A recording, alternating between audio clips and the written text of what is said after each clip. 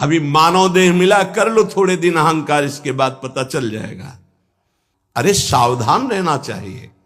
दूसरे की निंदा सुनने मात्र से उसके सारे पाप हमारे ऊपर आ जाते हैं। कहीं परनिंदा हो रही हो तो वहां का सिद्धांत है, कान में अंगुली डाले, राधा राधा, कान में इसलिए कि अब दोबारा शब्द ना पढ़ पावे, और वहां से खड़ा होकर चला जाए। यदि सभा में किसी की निंदा हो रही है और वहां आप बैठे हैं तो आपको वैसे ही अपराध लगेगा जैसी वो निंदा कर रहा है, या उसका विरोध करे। जैसे शिशुपाल श्री भगवान के लिए मलिन शब्द उच्चारण कर रहा था, भीष्म जी खड़े हो गए, महाभागवत है, अगर प्रभु के प्रति अब एक भी शब्द बोला तो भगवान ने कहा शांत हो जाओ, तुम शांत हो जाओ, तुम मत बोलो। कुछ राजा शिशुपाल के पक्ष के थे, तो आवेश में भीष्म जी आ गए।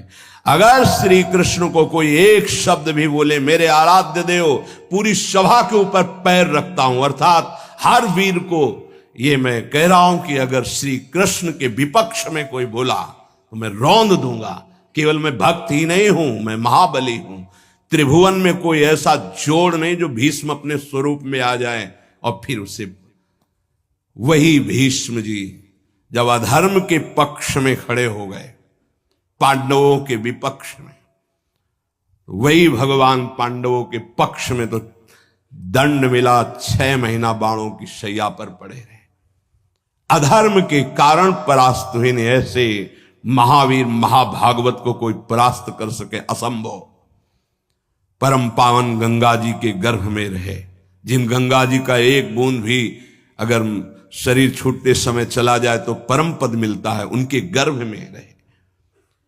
अगर अधर्म का पक्ष ले लिया गया, अधर्म हो रहा है, सभा में बैठे हैं, तो उसी समय तेज नष्ट हो जाएगा, पुण्य नष्ट हो जाएगा, पाप का भागी बनेगा। जैसे भीष्म जैसे महापुरुष को भी बनना पड़ा। सभा में उधर ही बैठे और वहीं ही महाभागवतों की निंदा और अपमान हो रहा है, खड़े होकर चले जाना चाहिए।